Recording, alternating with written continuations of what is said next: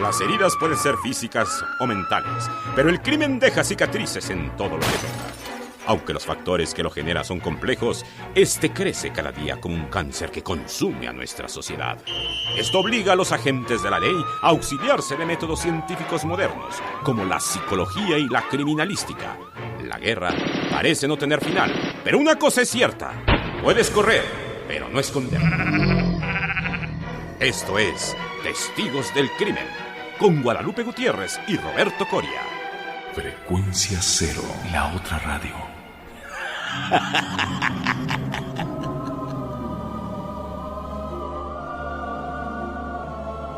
Y ya estamos aquí en una emisión más de Testigos del Crimen. Estamos en esta cabina, Roberto Coria y Guadalupe Gutiérrez, en donde estamos muy contentos de que nos acompañen una vez más. Y bueno, en los controles tenemos a nuestro queridísimo René Palacios Gallín, nuestro productor de 5 estrellas. Sí, no, hombre, es el que hace gran maestría de nuestros programas. Es un productor categoría diamante, pero bueno, ya no le dedicamos más halagos, señor Palacios, sino se va a pavonear.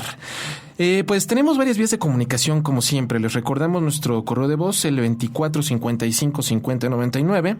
O bien nos puedes dejar tu comentario en www.testigosdelcrimen.com. O también pueden mandarnos un correo electrónico a nuestro mail, info@testigosdelcrimen.com. Y querida Guadalupe, pues hoy tenemos un programa que largamente hemos acariciado y que de alguna manera hemos venido pues anticipándole a todos nuestros escuchas, y que es esta emisión dedicada a Robert Ressler.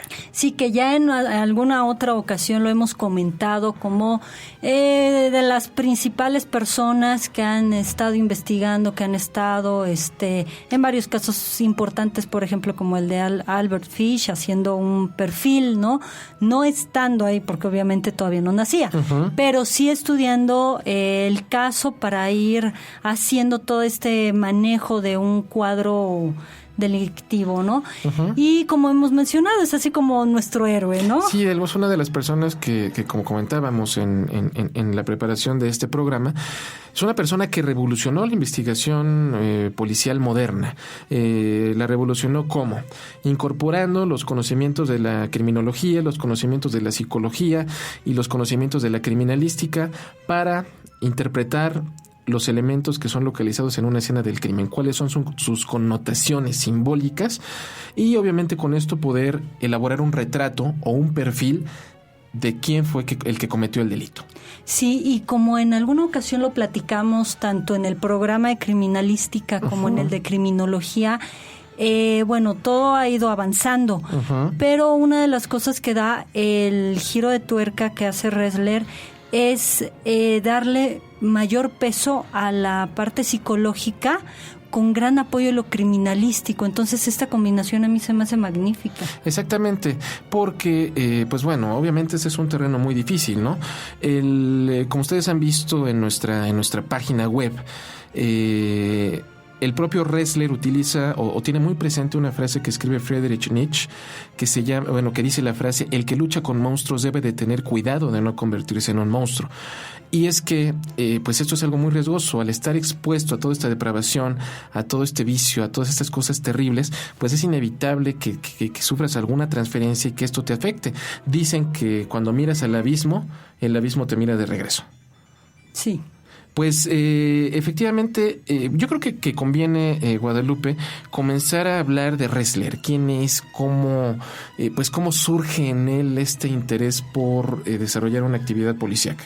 Sí, bueno, fíjate que nosotros conocemos bastante bien sus libros, ¿no? Lo que dicen, lo comentan, al rato platicaremos sobre esto, pero tal cual de su infancia, de cómo fue, qué pasó, si le gustaba el chocolate o no, en fin, ¿no? Esas cosas, casi no se sabe. Tienes razón, es muy poco los datos que él mismo ofrece. Recomendaremos al final su página web. No revela mucho ni en qué año nació, ni... Nació en Chicago. Aquí ya empezamos lo interesante, ¿no? Ahí viene, vamos a hacer nuestra deducción. Vamos a sacar el perfil de Ressler, bueno, no tal cual, pero sí suena interesante precisamente como un perfilador que saca de los indicios, de los momentos, de las habitaciones, etcétera, un cuadro psicológico tan exacto, tan preciso, que ha ayudado en lugares del mundo, él no se sepa, así que no se sepa su perfil. Entonces, bueno, de entrada nace en Chicago alrededor de los años 30. Exacto. En efecto, no se sabe exactamente si es 30, 34, en fin. Uh-huh. Entonces, bueno, eso ya llama la atención, pero Chicago, ¿qué te suena Chicago, Roberto? Ya hemos hablado mucho. Para referencia, por favor, escuchen nuestro podcast dedicado a Al Capone y nuestro podcast dedicado a Eliot Ness, donde de alguna manera, pues Chicago era este gran centro donde confluía la actividad delictiva en Estados Unidos en esa época, ¿no? La era de los grandes gángster, la prohibición, el alcohol ilegal, las drogas, la prostitución, el juego, etcétera, etcétera. Chicago era como la ciudad del pecado. En ese momento. Imagínate, nace ahí y él, una de las pocas cosas que va mencionando es que desde niño se fue interesando en todas estas cosas y asuntos de las fuerzas policíacas, ¿no? Uh-huh. Su padre trabajaba en el Chicago Tribune, uno de los periódicos más populares de Chicago. Entonces el hombre pues tenía contacto con la Nota Roja, llevaba los ejemplares del periódico a su casa, y pues el pequeño Robert Ressler tenía contacto con ello. Aunado a que también él en las pocas entrevistas que ha ofrecido, que habla sobre su infancia, él decía que desde niño le gustó la cuestión policíaca, que desde niño él fundó su agencia de detectives con sus compañeritos, con sus amiguitos. Sí, digamos que él sí jugaba a los policías y ladrones en forma muy en serio. Exactamente. Y pues obviamente la figura, Guadalupe, de Eliot Ness, pues como un prototipo del policía honesto, incorruptible, el policía héroe, pues es algo yo creo que va a tener muy, muy presente él, ¿no? Sí, esto lo vamos a ver en el transcurso de su trabajo, precisamente porque inclusive él, también de lo que se sabe es que él fue militar por unos 6 años más o menos. Uh-huh. Sirvió al final de los años 60, principios de los 70, y ya que sale de la milicia, precisamente se integra hacia 1974 a trabajar en el FBI, y le empiezan a asignar los casos así como que los más feos, difíciles y complicados. Entonces sí hay una gran influencia de Eliot Ness. Y definitivamente yo creo que hay un episodio oscuro que deberemos de mencionar, un episodio oscuro que él escuchó durante su infancia. Pero ¿qué les parece si se los platicamos? Después de esta pausa.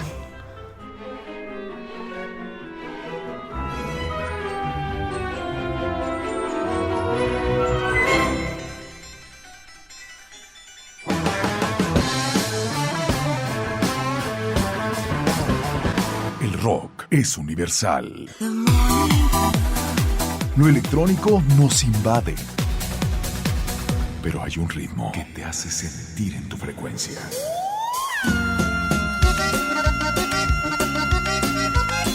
La música que te hace estar en tu tierra la tiene Frecuencia Cero, la otra radio. Hemos venido a bailar.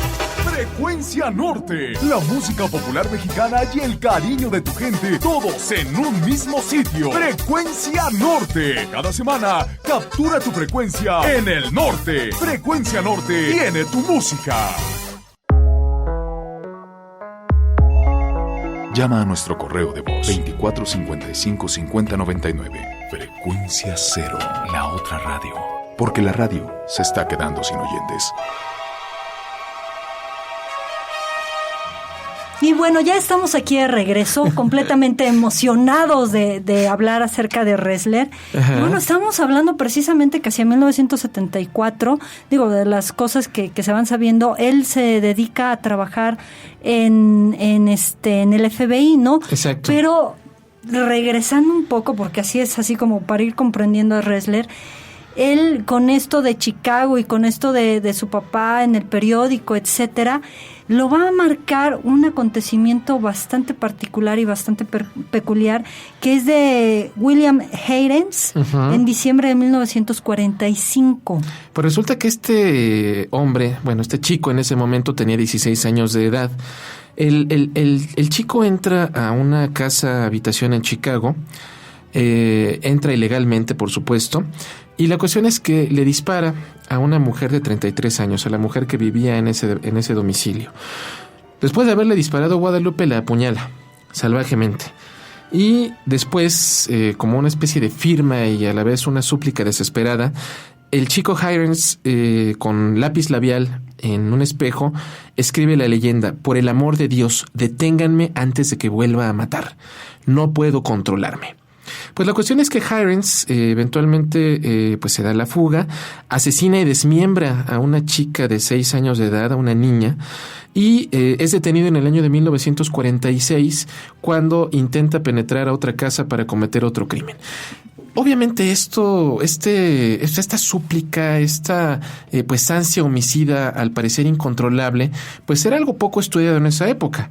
Y obviamente pues cobró gran revuelo en la ciudad de Chicago gracias a la difusión que se le dio en los periódicos. Sí, porque lo que impactó, bueno, obviamente sí fue la muerte, el homicidio, etcétera, pero que un delincuente, que un homicida de esa calaña y de 16 años, o sea, era un adolescente. Claro. Escribiera con un lápiz labial rojo en el espejo. Eso fue así como lo que... ¿Qué pasa? ¿Por qué lo hizo? ¿Qué cruzaba por su cabeza cuando cometió el asesinato y cuando escribió esa súplica? Sí, porque, si nos vamos a lo que ha ido haciendo este Ressler, es ir pensando, bueno, ¿por qué lápiz labial? Para empezar, ¿no? Lápiz labial es de un artículo básico de las mujeres, ¿no? Que implica que sexualidad, feminidad, coquetería, ¿sí?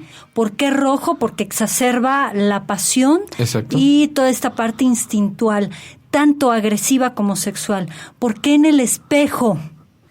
Estas son las cosas que va desmenuzando Ressler, ¿no? Ajá. Que después lo vamos a ver en los famosísimos casos que él investiga y a quienes entrevista. Ajá. ¿Por qué en el espejo? ¿Por qué? Porque el espejo nos sirve para mirarnos, ajá, ¿no? Se supone que nuestro rostro no está hecho para vernos a nosotros, ajá, sino para que el otro nos vea, que nos ayuda a vernos a nosotros mismos, el espejo. Exacto. Entonces no me puedo ver, pero ustedes sí me pueden ver, y a través de esto yo necesito ayuda. Ajá. Y además esta frase de deténganme, no puedo controlarme, que un homicida con estas características se esté dando cuenta, digámoslo así, que lo que está haciendo está mal. Está mal, pero que escapa de su control. Exacto. Suena completamente exacerbado, y son estos detalles los que le llaman la atención a Ressler para ir armando después lo que llamamos el perfil psicológico del delincuente. Yo pienso que ahorita me estaba acordando de Chicago y todo esto, Guadalupe. Yo creo que bueno, él siendo un niño, en esta época son muy populares en los periódicos las tiras cómicas de Dick Tracy. Este detective que bueno, pues era el tipo recto, honesto, implacable contra el crimen. Que muchos asocian como esta caricatura de Elliot Ness. Exactamente. Este hombre de rostro anguloso, el sombrero, los artefactos que tenía, ¿no? Los gadgets, el reloj con televisión y ese tipo de cosas, ¿no? Esas cosas futuristas que solo en la imaginación de los escritores podía pasar. Creado por Chester Gould en esa época. Yo creo que es otro de los aspectos que pudo haber influenciado un niño cuya imaginación y sus anhelos estaban depositados en ser policía. Pues yo creo que una figura como esta, Batman también, en esta época Batman, su primera aventura aparece publicada en 1939, pues obviamente el Batman, el detective, el criminalista por excelencia de los superhéroes, pues también esto puede marcar a un niño que desea ser policía.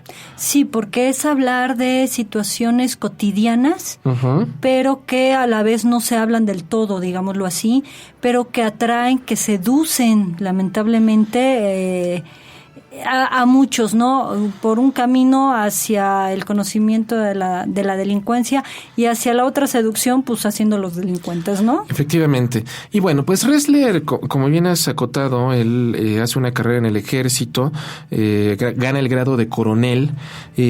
Al salir del ejército, él ingresa a la Universidad Estatal de Michigan, donde estudia criminología. Comienza a interesarse en los mecanismos que llevan al hombre a cometer actos delictivos. Cuando ingresa al FBI en su academia en Quantico, Virginia, pues él va a comenzar a ejercer esta carrera que estudió, y lo va a llevar a distinguir una serie de crímenes cuyas características, cuyos motivos, cuyas peculiaridades encajan con cierto perfil de delincuente, el cual él va a calificar como asesino serial. Sí, porque hasta ese momento todavía indiscriminadamente, sobre todo los medios, no había esta palabra, este término tal cual. Entonces los medios lo que hablaban y decían, no, pues el asesino de masas, ¿no? O el asesino de mucha gente. O sea, no había una asociación de un patrón que seguían muchas de estas personas, ¿no?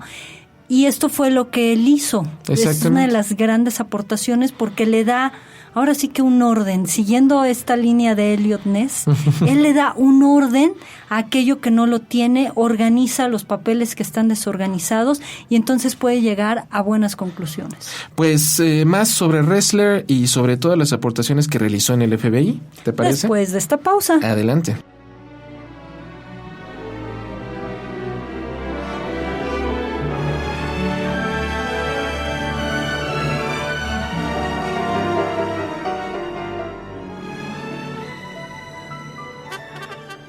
Radio Raza, en su presentación de lujo podcast, para los oídos más refinados. Aderezado con los comentarios de Bonfilio Cruz y sazonado con la chispa de Guadalupe Chaires. El único producto hecho por hombres que a las mujeres les encanta. Descárgalo todos los sábados a partir del 18 de febrero. Disponible únicamente en frecuencia cero. Este programa no es recomendable a piratas por su alto contenido intelectual. ¿Qué esperas? Durante marzo en suempresa.com adquiere tu dominio MX a solo 99 pesos. Su precio regular es de 320 pesos. ¿Dónde? En suempresa.com. Promoción válida el 31 de marzo de 2006. Interplanet presenta su nueva división. Frecuencia Cero, la otra radio. La primera propuesta formal de producción de contenidos podcast en México. Frecuencia Cero.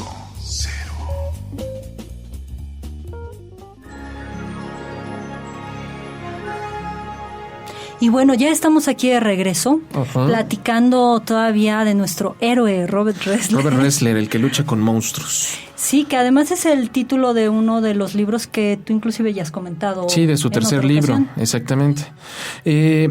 Pues bueno, Ressler, como hemos hablado, comienza a preocuparse por introducirse en la mente del criminal. ¿Cuáles son los motivos?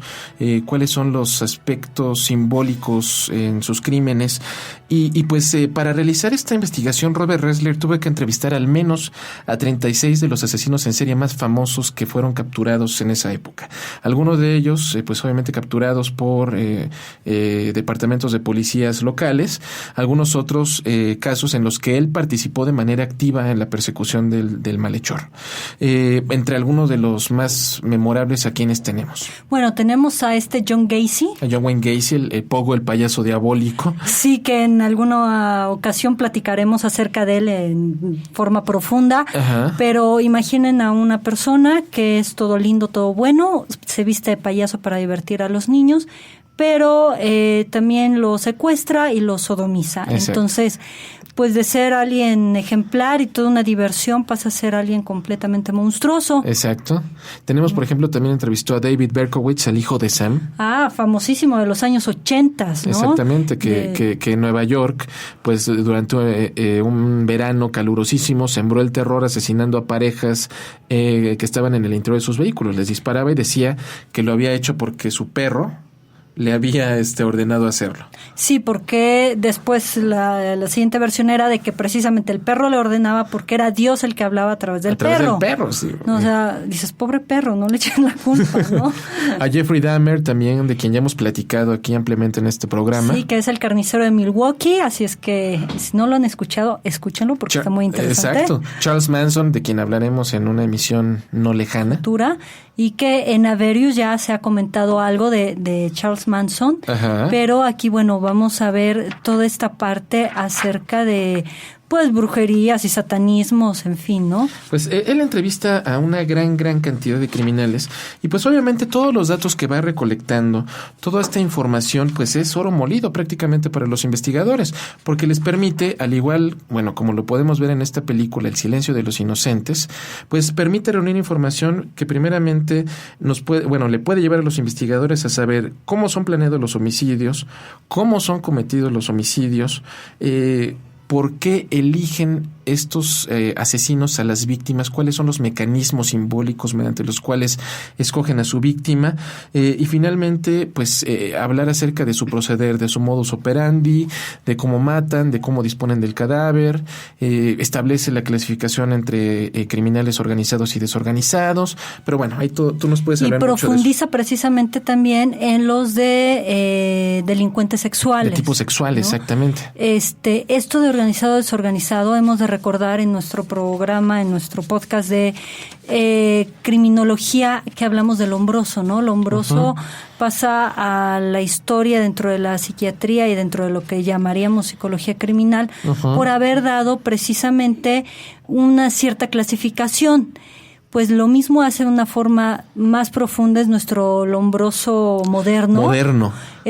Bastante actual, para precisamente decir qué tipos, qué consecuencias, etcétera, puede tener una persona con un determinado papá o mamá, no por el papá o mamá, sino por las circunstancias. Por ejemplo, una de las características que aquí hemos hablado de los asesinos seriales y de los más sádicos es que son sádicos y crueles desde pequeños con animales. Entonces digamos que es así como su entrenamiento, pero tenemos el antecedente que además eran maltratados ellos, ya sea psicológicamente o físicamente. Entonces ellos, los malos, digámoslo así, los delincuentes, lo desplazan hacia los animales. Y entonces, como papá me hace sufrir, pues yo hago sufrir al animalito. Y como a mi papá no le importa, o a mi mamá, a mí tampoco. Si sufre el animal, me vale gorro. Claro. Esto fue algo, por ejemplo, que él vino a remarcar. Entonces, no es que se generalice, pero sí hay un cierto patrón que es importante seguir, que es precisamente también hablar de los criminales organizados y desorganizados. Él a lo que se refiere es que son aquellos que de repente entran y no tienen un plan, solamente saben que van a matar, dejan todo desordenado, no cuidan las huellas, no cuidan los pasos, en fin, o sea, dejan toda una serie de indicios por todos lados, ¿no? Y el organizado, que es frío, que es calculador, que a pesar de una falla de control de impulsos, no es que actúe en una forma impulsiva, sino el impulso lo controla de tal manera, pero para que salga en una forma cruel y bastante violenta. Entonces, él va haciendo toda esta clasificación. Y además la de los delincuentes sexuales, que llega a ser bastante interesante porque estamos hablando ya de perversión. ¿A qué me voy a referir con perversión? Desde el aspecto psicológico y psicoanalítico es el cambio de objeto, o sea, el cambio de persona, o sea, no lo voy a hacer con un hombre o con una mujer, a lo mejor con un niño, con un perro, con un muerto o X, ¿no?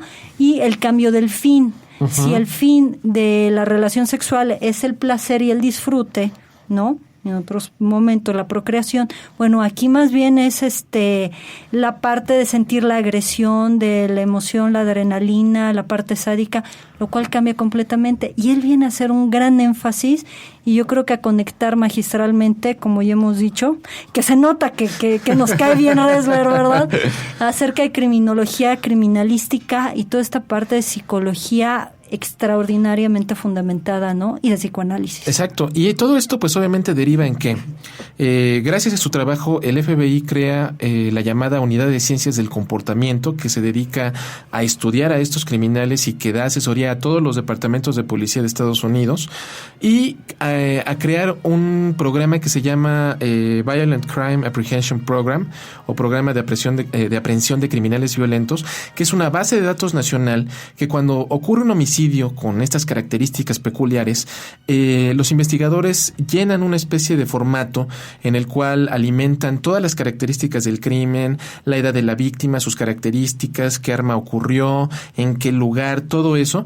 Y esta base de datos nacional puede llevar a los investigadores a saber si crímenes similares se han cometido en otros lugares, en otros momentos, y obviamente esto brinda la pauta para relacionarlos. Pero Ressler hace esto por casi 20 años. Sí, y además hay un aspecto importante con esto que acabas de mencionar.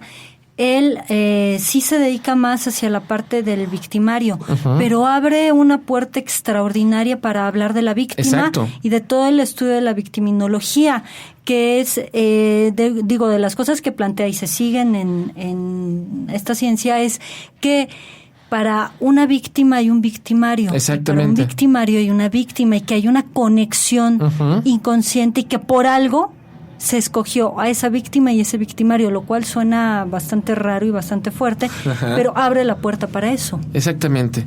Pues de toda esta trayectoria impresionante, él se hace de muchos aliados, de John Douglas, de mucha gente que también ha ido cobrando un nombre y una reputación en este medio. Al jubilarse del FBI en los años 90, él pues se dedica a hacer una consultoría privada. Estuvo aquí en México con el caso de las mujeres muertas de Ciudad Juárez, ya lo platicamos. Sí. Han dado por muchos lugares en el mundo. En Sudáfrica, en Londres, hizo por ahí algún estudio sobre Jack el Destripador, a casi 100 años de haber sido cometidos sus crímenes. Y pues también se ha dedicado a asesorar programas de televisión, novelas, etcétera. Las colaboraciones más famosas pues son la trilogía de Thomas Harris sobre Hannibal Lecter, la película Copycat, por ejemplo. Y bueno, a mí esa serie me encanta, que es la de X-Files. Los Expedientes Secretos X, él también lo asesoró extraordinaria en algún momento, pero bueno, pues esa es una semblanza muy breve acerca de la trayectoria de este hombre ejemplar, y que, bueno, pues desde la práctica privada, desde las clases que da en universidades, continúa luchando contra los monstruos. Pues nos despedimos, Guadalupe, el tiempo se agota, y pues les agradecemos a todos su atención. Nos acompañó en la consola René Palacios Gaguín, y en esta mesa estuvimos Guadalupe Gutiérrez y Roberto Coria, testigos del crimen.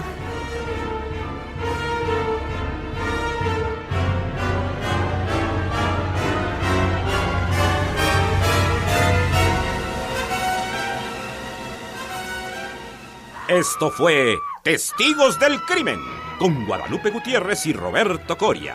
Mantente en contacto con nosotros en www.testigosdelcrimen.com o al teléfono 24 55 50 99.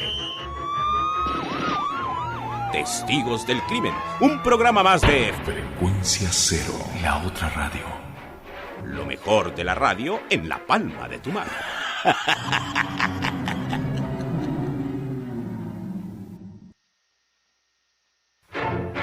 Las heridas pueden ser físicas o mentales, pero el crimen deja cicatrices en todo lo que toca. Aunque los factores que lo generan son complejos, este crece cada día como un cáncer que consume a nuestra sociedad. Esto obliga a los agentes de la ley a auxiliarse de métodos científicos modernos, como la psicología y la criminalística. La guerra parece no tener final, pero una cosa es cierta: puedes correr, pero no esconder. Esto es Testigos del Crimen, con Guadalupe Gutiérrez y Roberto Coria. Frecuencia Cero, la otra radio.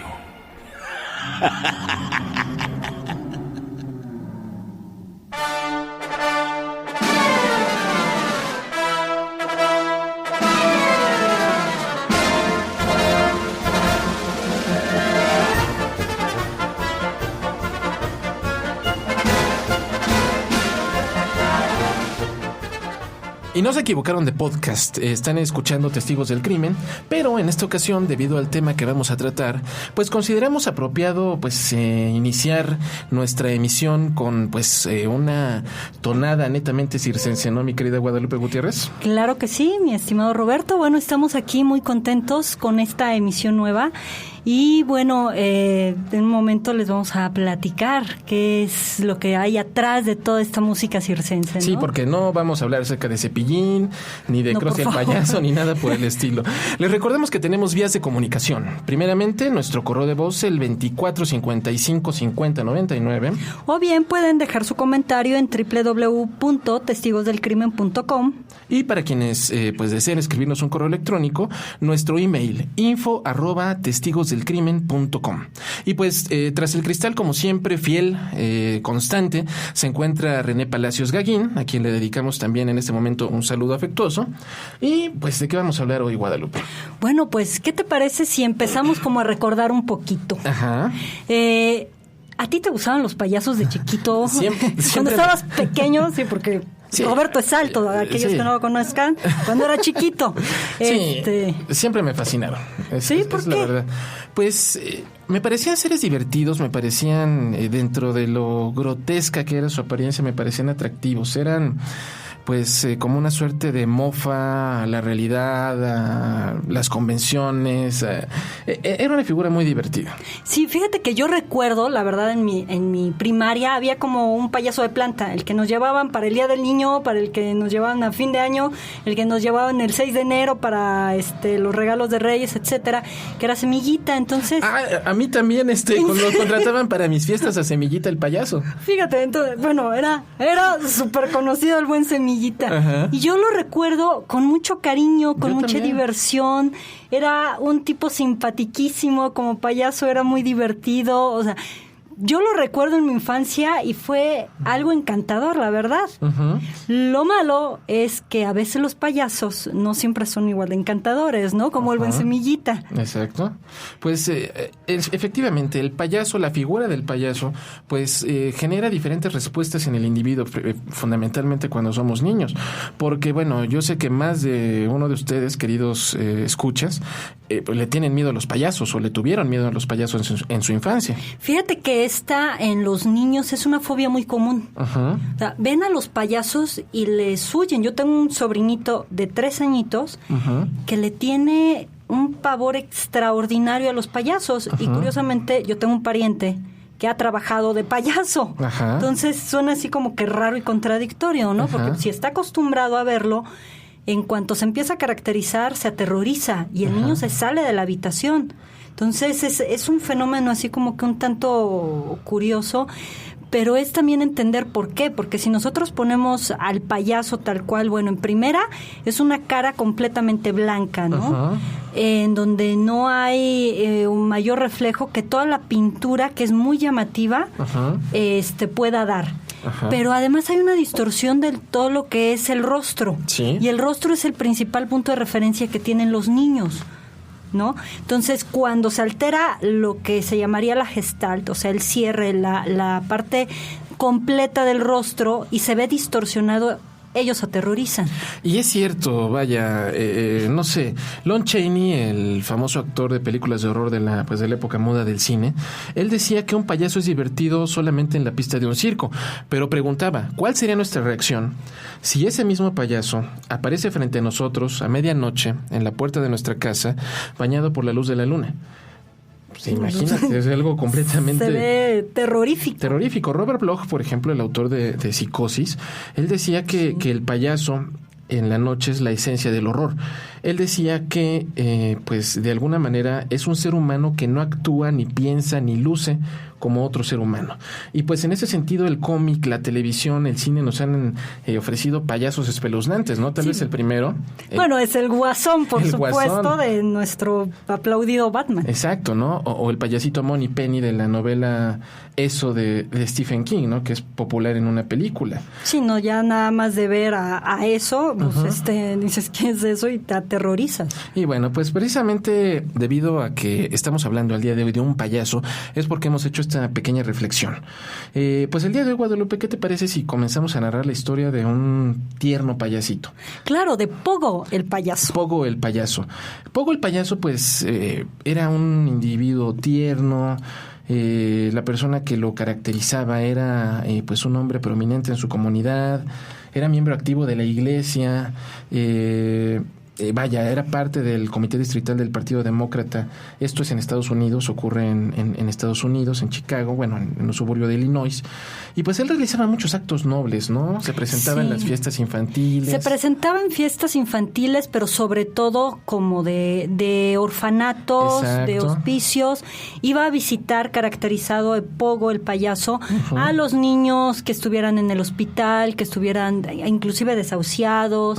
Les llevaba regalos, globos, bueno, hacía toda serie de suertes, gracias y monerías para alegrar a los niños, ¿no? Y además los papás le agradecían mucho, los niños lo querían mucho. Y bueno, digamos lo que se consideraría un tipazo, ¿no? Pues efectivamente, y bueno, bajo este rostro bondadoso, esta faceta luminosa de payaso, pues amable, generoso, y hacía un alter ego pues bastante espeluznante, ¿no? Y no es nada más ni nada menos que John Wayne Gacy. Un hombre que al regresar del corte les platicaremos sobre los espeluznantes crímenes que cometió. ¿Te parece, Guadalupe? Por supuesto, vamos a un corte.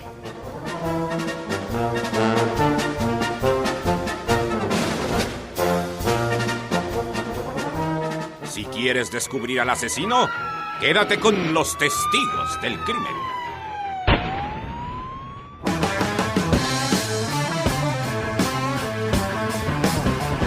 El rock es universal. Lo electrónico nos invade. Pero hay un ritmo que te hace sentir en tu frecuencia.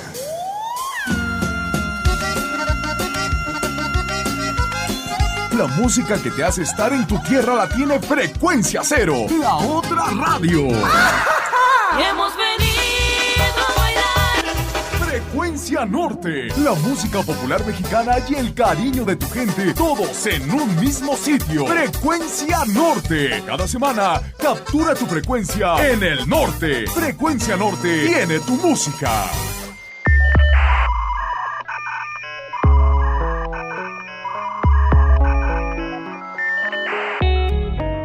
www.frecuenciacero.com.mx. Frecuencia Cero, la otra radio. Un nuevo medio para una nueva generación. Continúa descubriendo pistas con los testigos del crimen.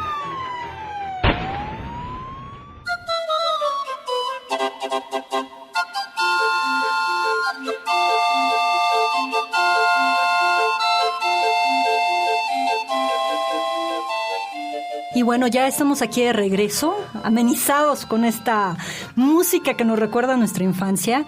Y bueno, pues vamos a platicar del buen John Wayne Gacy, que hasta nombre así como de vaqueros y artistas suena, ¿no? Sí, John Wayne Gacy Jr., por cierto. Sí. Pues resulta que el hombre nace un 17 de marzo de 1942 y es criado pues en un hogar católico de Chicago, ¿no? El elemento religioso siempre es constante en su vida.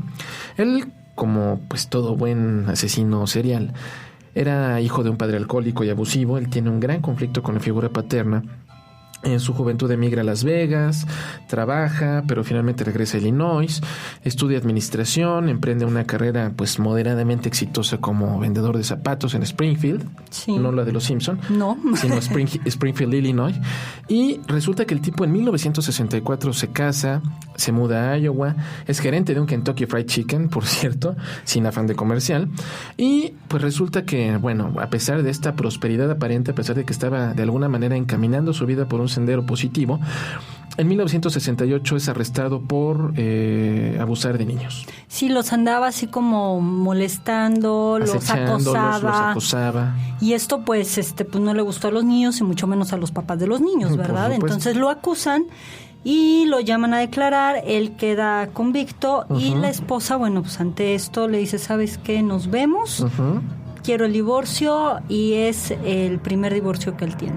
Exacto, pues resulta que el tipo en 1970 es liberado por buen comportamiento, regresa a su natal Illinois y de alguna manera pues el sujeto se les ingenia para ocultar todo su historial delictivo a la comunidad.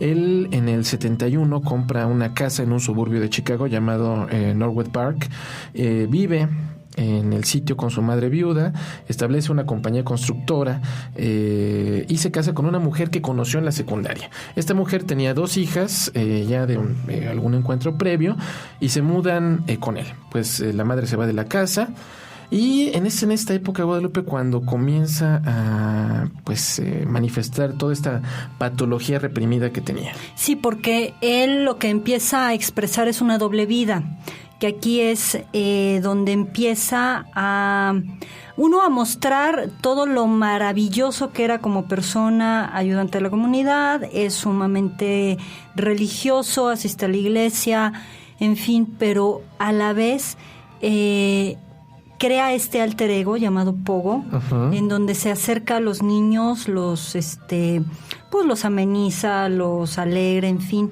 Pero además de todo esto, tenía una vida muy, muy oculta y muy turbia, porque él en las noches salía y se iba a buscar niños. O sea, dices, bueno, ¿qué niños hay a las 10 de la noche? Bueno, aquellos que se prostituían. Claro. O bien un poco más temprano que quedaba de llevarlos a su casa, o algunos que trabajaban con él, que les ofrecía trabajo. Estamos hablando de niños adolescentes, ¿no? Sí. De 14 años, 15 años, que pues buscaban trabajo y él se los ofrecía de lavaplatos, de galopines, en fin. Y bueno, los empezaba a acosar hasta que los seducía o bien los aprisionaba. Y aquí es en donde digamos que empieza el sótano de los horrores, que tenía completamente oculto y escondido de todo lo que él daba a conocer en la comunidad. Efectivamente. En el año de 1976, cuando su segunda esposa se divorcia y lo abandona, es cuando ya comienza de manera activa a desarrollar esta doble vida que mencionas. Un ciudadano respetable de día y un depredador sexual homicida por las noches. El tipo, como bien dices, comete todo tipo de atrocidades en el sótano de su casa. Sus víctimas oscilan entre los 9 y los 20 años de edad, todos ellos hombres, chicos que o bien, como dices, eran parte de la comunidad o se los topaba pidiendo aventón. El tipo, pues en estos crímenes manifiesta pues una homosexualidad reprimida, un alto sentido sádico, prefiere la asfixia como uno de sus métodos pues más apropiados para disponer de estos chicos. Y después de que los ha matado, después de que ha satisfecho sus apetitos sexuales, los entierra clandestinamente en el sótano. Sí, bueno, ¿y qué podemos decir de todo esto? Bueno, dices, está enfermo, está dañado, el cuate está realmente mal. Claro, obviamente, sí, pero ¿qué hay atrás de todo esto? En primera, todos son chicos, o sea, varones, ¿sí? Lo que nos habla de esta homosexualidad reprimida que tú estabas manifestando hace rato. Él se casa 2 veces, ante lo cual, bueno, ante la sociedad, dices, bueno, el cuate es heterosexual. Ajá. Lo cual más bien queda como muy dudoso. ¿De dónde viene todo esto? Hay una parte de satisfacción ante el sadismo con los golpes, ¿sí? Que tiene que ver mucho con la parte de lo que son las pompas, de lo que son las nalgas, sobre todo en el hombre varón, en donde esto, cuando los niños muy pequeños son maltratados y violentados, como él lo fue, esto queda como tergiversado en la mente, ¿sí? Freud tiene un artículo que se llama Pegan a un niño, en donde aquí habla de la satisfacción sexual que se da a través de los golpes, en donde queda instaurada por la zona de las pompas y la zona anal la satisfacción y el placer sexual tomado como agresión. Que es de alguna manera la base del sadomasoquismo. Exactamente.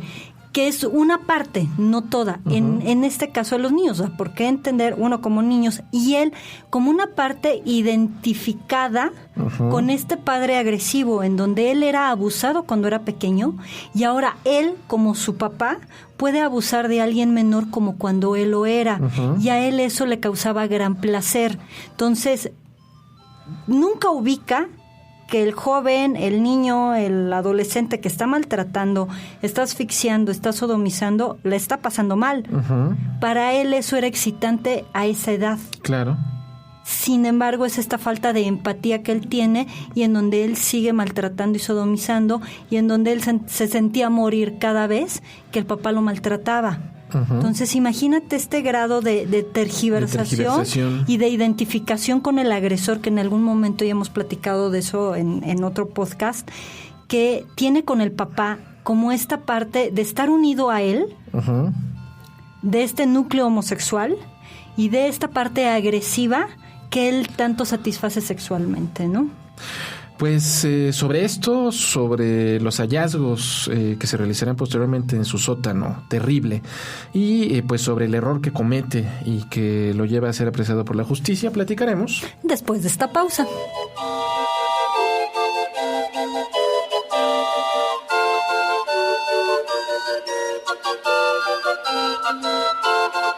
Si quieres descubrir al asesino, quédate con los testigos del crimen.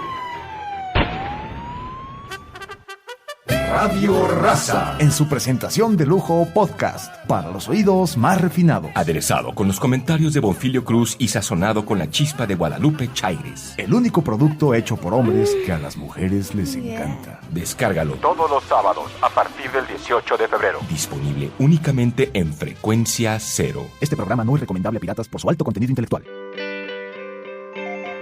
Llama a nuestro correo de voz 2455-5099. Frecuencia Cero, la otra radio. Porque la radio se está quedando sin oyentes.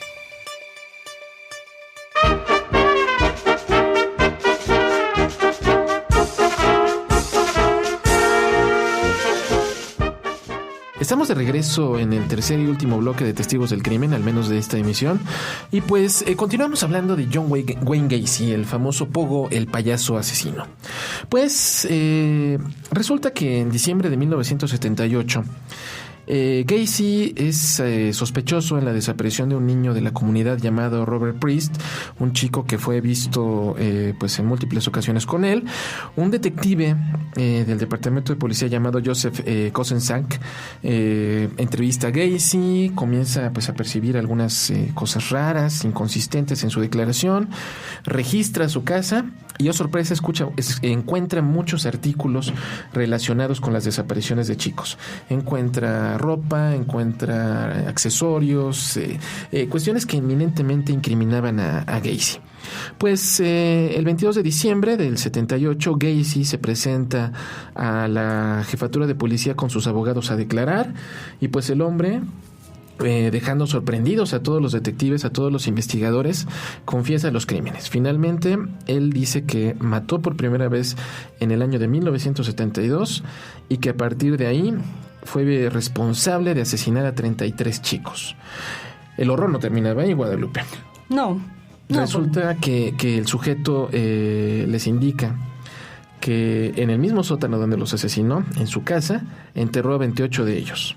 Y que a 5 de ellos los arrojó al río, ¿no? En la ribera del río, exactamente. Y pues las labores para recuperar todos los cuerpos se extendieron desde diciembre de 1978 hasta abril de 1979. Y bueno, aquí empieza el juicio, uh-huh, que empieza en febrero, si mal no recuerdo, uh-huh, precisamente, y al mes siguiente ya es sentenciado. Sí, es el mejor concepto de justicia rápida. Es sentenciado a muerte, de hecho, en un 13 de marzo de 1980. Y pues a partir de ahí se dieron múltiples apelaciones. El chiste es que la ejecución se prolongó durante más de una década. Sí, fue hasta 1994 que lo ejecutan, ¿no? Efectivamente, y durante todo este periodo pues habló con múltiples perfiladores, entre ellos nuestro apreciado Robert Ressler, a quien ya le dedicamos un podcast. Y pues de estas entrevistas con perfiladores, con psicólogos, con psiquiatras, surgen muchos datos significativos que van a servir a los investigadores para seguir investigaciones relacionadas con asesinos seriales. Sí, aquí, bueno, una de las cosas que el buen Gacy intentó fue mostrar insanidad, ¿no? O sea, locura temporal, pero yo creo que muy temporal, ¿no? O sea, en el momento exacto que estaba abusando sexualmente de los chicos y que los estaba matando, ¿verdad? Ajá. Porque ya después recuperaba esta parte de sanidad.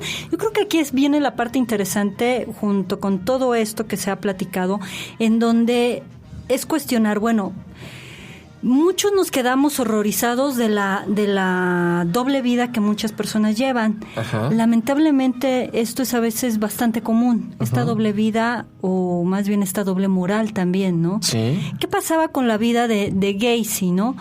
¿Qué sucedía?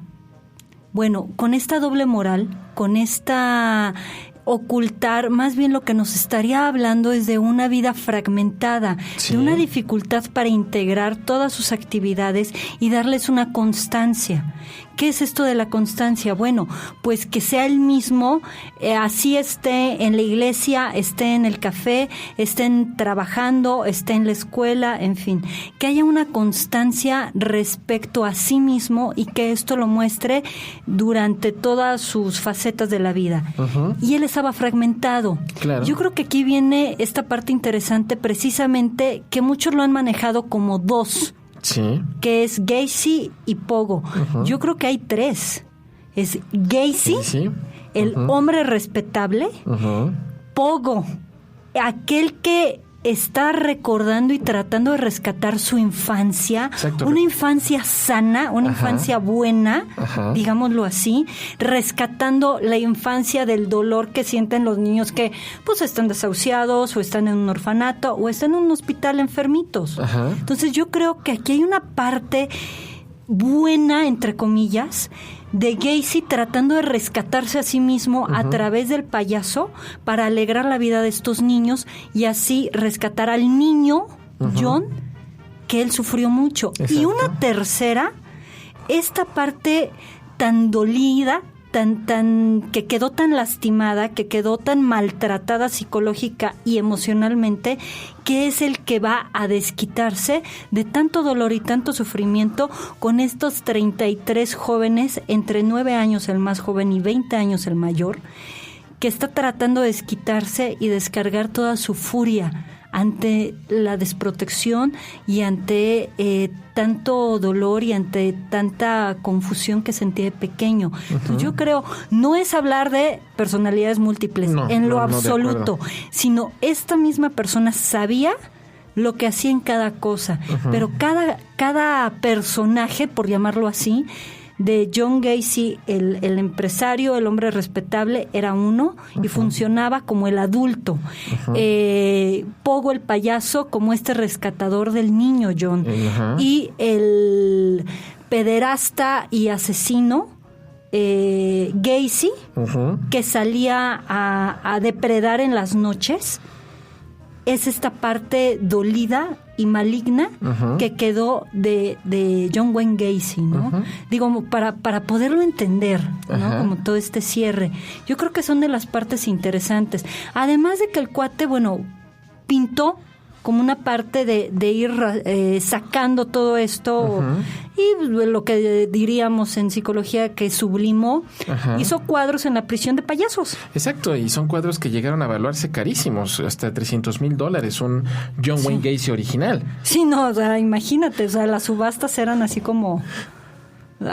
digo, en la cárcel, bueno, pues era en la parte más importante en ese momento, ¿no? Por todo el personaje que causó y la controversia. Y pues de alguna manera el mal termina el 10 de mayo de 1994, cuando finalmente es ejecutado por una inyección letal en la penitenciaría de Stateville, en Illinois. La ejecución fue bastante pues dolorosa porque... Duró 27 minutos y se fue solidificando. El químico que inyectaron, y pues fue una cuestión bastante agonizante. Una de las últimas frases que, según el recuento periodístico, emitió Gacy es "You can kiss my ass". El tipo jamás mostró pues un remordimiento a gusto. Bueno, él dice, pueden besar mi trasero, textualmente, quienes no lo hayan comprendido. Pues de alguna manera, como parte de esta irreverencia, parte de este pues desafío abierto que había pues planteado con sus acciones. Pues si te parece, Guadalupe, cerremos aquí el expediente de John Wayne Gacy, el payaso Pogo, y pues vamos a despedirnos. Claro que sí, y recuerden que los payasos tienen todas estas dualidades. Uh-huh. Ustedes saben si correr o abrazarlos cuando los vean. Uh-huh. Y bueno, estamos con ustedes, hemos estado con ustedes en esta cabina. Roberto Coria y Guadalupe Gutiérrez, testigos del crimen. Mejor contraten magos. Hasta luego.